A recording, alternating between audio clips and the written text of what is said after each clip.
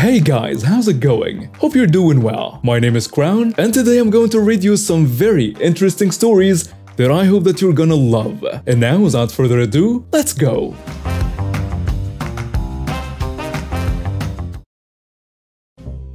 I was telling this story to a friend of mine the other day and was told I should post this here. I'm a former police officer who had to retire due to being badly injured, but this was one of my last calls before the incident that forced me into retirement. I worked for a small-town police department with only 5 or 6 officers on duty at a given time, and we each covered a vast swath of land.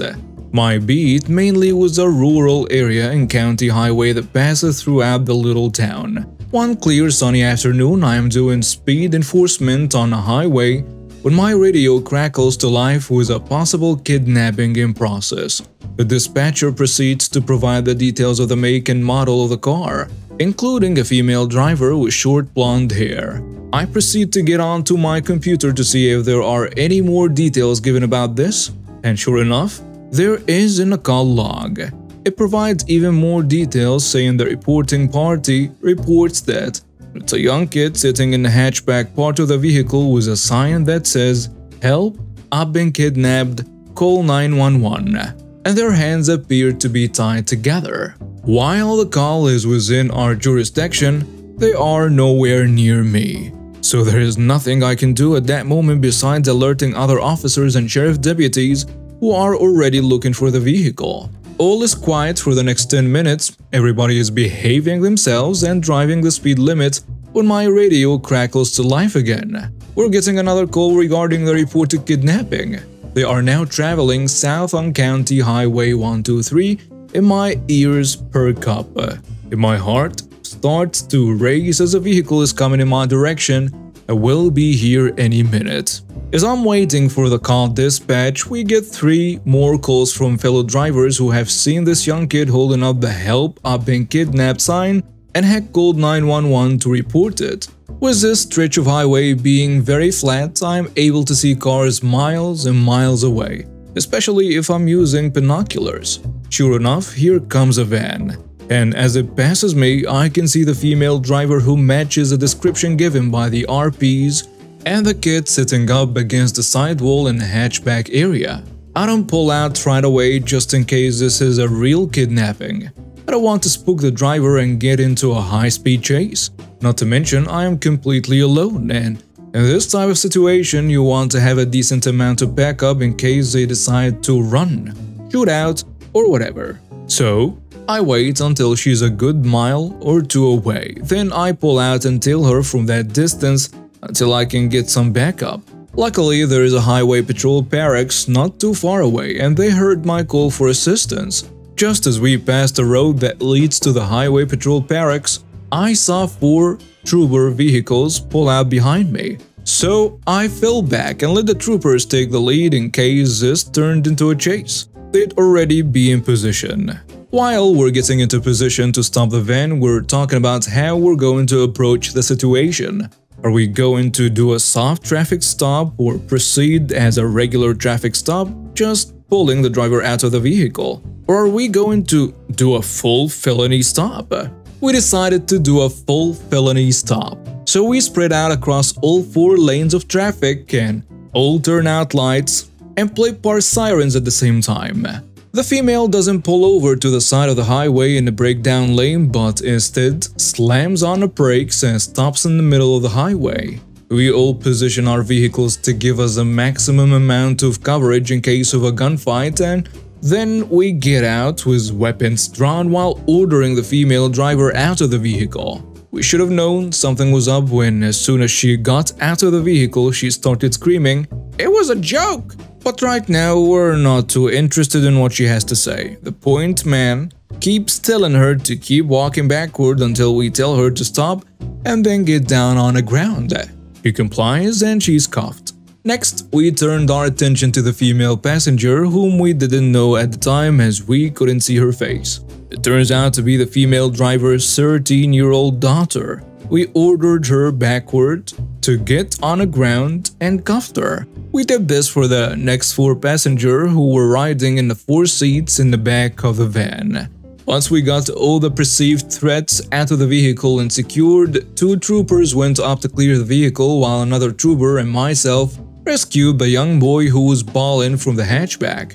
We put him in the back of one of our vehicles to get him away from his perceived kidnappers. The whole time, mind you, the driver and front female passengers kept yelling, "It's a joke! He's my son/brother! I can't believe you guys!" So after securing everybody in separate vehicles, we start to get to the bottom of the situation. The first person we talk to is a young boy who has since calmed down after the female trooper got him a stuffed dinosaur and a snack and began to ask him questions.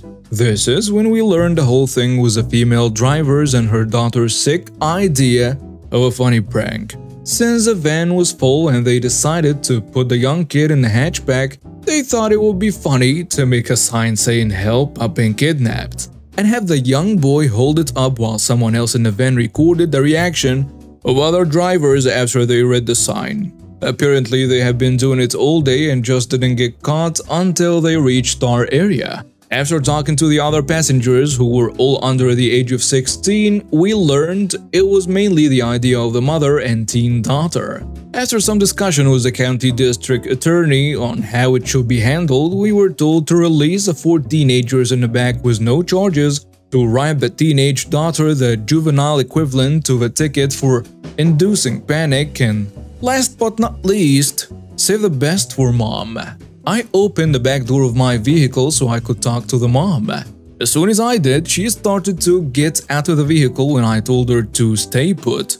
She said, "Why? Don't you need to take the handcuffs off me so I can sign the ticket you're going to give me, right?"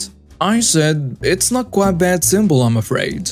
You're in a bit more trouble than a simple ticket. You're going to be charged with several felonies." And this is when she lost it and started screaming over and over again. "It was a joke. I can't believe nobody can take a joke anymore. It was a joke. Now, uncuff me or I'm going to have my husband sue you for unlawful detention." I proceeded to read her Miranda warning. All the while, she started sobbing with no tears, I might add, while muttering, "It was a joke." After I finished with her Miranda warning, I asked her if she was willing to talk to me. She told me to get lost. I did just that and shut the door to let her wait for the transport vehicle. By this time, the husband and father had shown up at the scene to collect his kids and vehicle and was filled in on the situation. All he could do is shake his head and say, "This isn't the first time she's done stupid crap like this before. It's just the first time she's been caught. And I've warned her in the past not to do it because I know it would end up in a situation like this." After about 10 minutes, the transport van showed up and took her away, and I went back to a quiet afternoon of catching speeders. The female driver was charged with the following: 7 counts of inducing panic, all misdemeanors, 6 counts of felony child endangerment, 1 for each kid she had in the vehicle. Reason it was a felony is that her actions put her children's lives in danger by forcing us to do a felony stop over a prank or a joke. 1 count of having an unrestrained child. She decided to put her 6-year-old son in the hatchback of the van because they didn't have any room up front, while none of those kids should have been back there. I'd rather one of the older kids instead of the 6-year-old. The reason why? Because the other boys were too tall and wouldn't have been comfortable back there. You see, I'm a 30-year-old chick, a military vet, army, and a nursing student. I also pride myself on taking care of my vehicles, doing about 90% of the maintenance work on them. I may not have all the tools for everything, but I can handle most of the basics. Now let's dive into the story. It all started after I returned from a 6-month military mobilization, and my trusty Toyota SR5 truck had been sitting in dry storage for a while. I knew it needed some maintenance, so I got to work. I checked and replaced fan belts, air filters, spark plugs, oil and fuel filters, did an oil change, flushed the radiator, checked the battery and connections, and even swapped my winter tires for summer ones. Trust me, in a region where I lived, having the right seasonal survival gear in your truck is a priority. The last thing on my to-do list was to add injector treatment to the fuel tank, fill up the tank and take my truck for a tire balance. Oh, and did I mention I was dressed to the nines that day? Heels, dress slacks, silk blouse, a well-tailored jacket, and hair up in a bun. I was looking sharp. So I dropped off my truck, requested a tire balance. I was told it would take about an hour. Great, I had a few errands to run nearby, so I planned to be back later. But then something caught my eye through the big glass window they have at Le Schwab. I saw two guys pulling the tires off my truck, and another guy, the one who took my keys, was sitting in a driver's seat, scribbling notes on a little notepad. I decided to wait and see what was going on. After about 10 minutes, the guy with the notepad came back inside and he walked over to me and he explained that during his free assessment of my vehicle, he found a laundry list of safety issues that needed to be fixed. I asked him what he had found, genuinely curious. He went on to list a dozen things, all of which I had just checked or replaced. Fan belt, overdue oil change, radiator flush, worn out fuel and oil filters, shot brake pads, and an alignment that had ruined my tires. What baffled me was that he never even opened the hood of my truck. Most of the issues he had listed required looking under the hood. Then, he dropped the bomb, saying he couldn't release my truck to me because it was a big safety problem. I needed about $3,700 worth of work to make it even roadworthy again. He even added that it could cost more because my vehicle was technically an import and parts could be hard to find.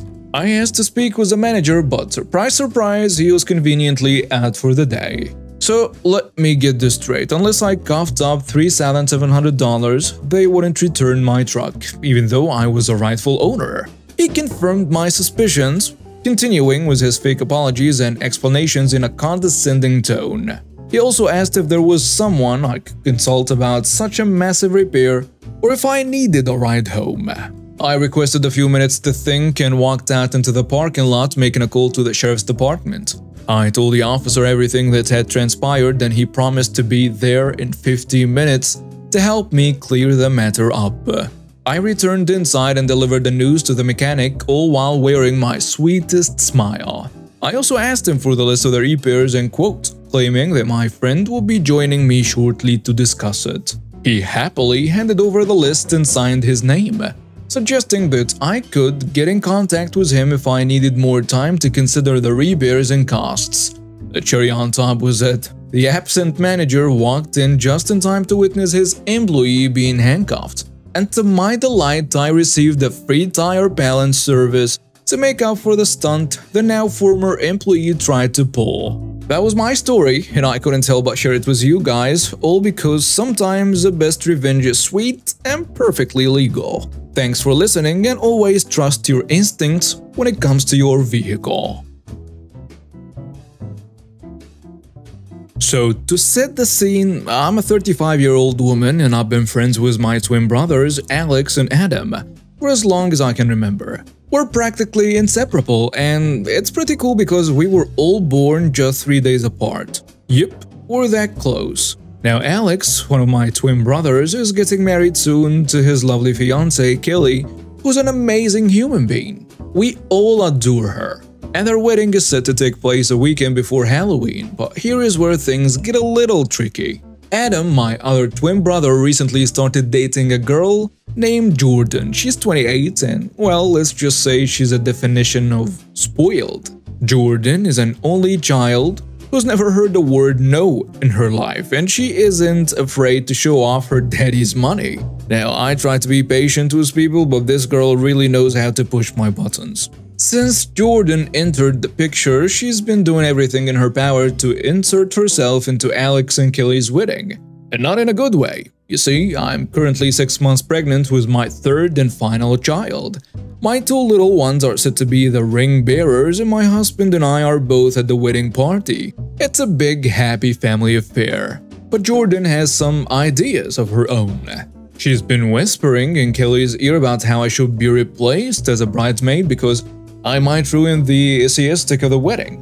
Seriously, folks? I mean, come on. Kelly, to her credit, has turned her down every single time.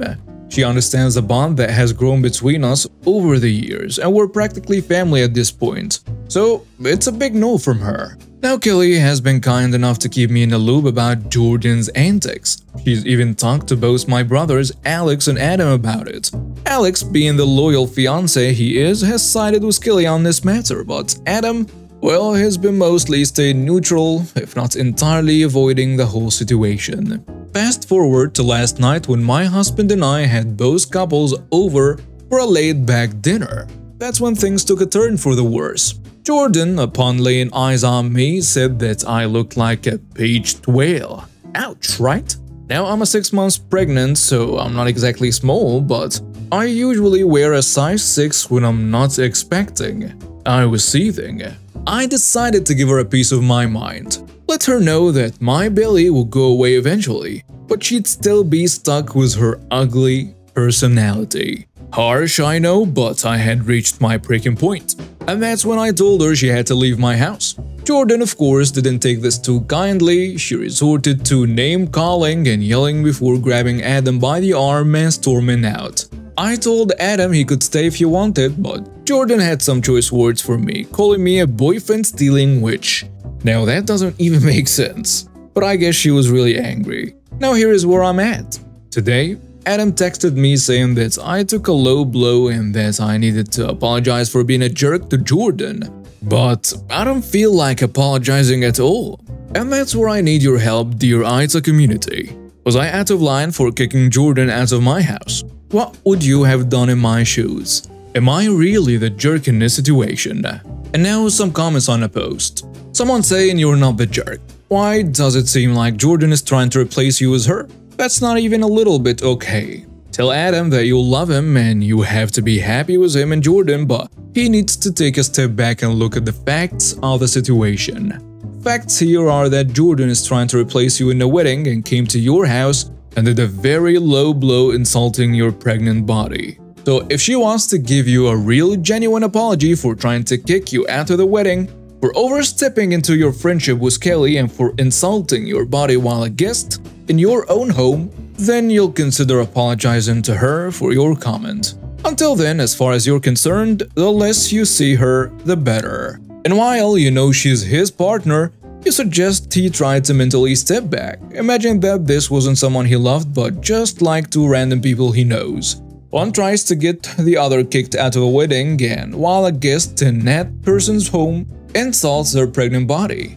Who would he say is wrong there? It's a rhetorical question you don't want him to answer, just think about it. Another commenter adds, not the jerk. Your description of her was spot on. Therefore, you did not hit below the belt. Now, if she had some physical flaw that you insulted, which you did not, then that would be below the belt. Most snotty people just can't handle having a mirror put in their face. I hope she doesn't last long. It's on her to apologize, not on you. Calling a pregnant woman a beached whale? I kinda wonder what she expected to happen. Also, I kinda wonder if Adam has a thing for you. It might give some more context to her boyfriend stealing comment and also why she might be being so horrible to you. What she did was unacceptable no matter the reason. But just curious if that might be the case. Not the jerk. And now we have reached the end of today's stories. Thank you for watching and see you next time.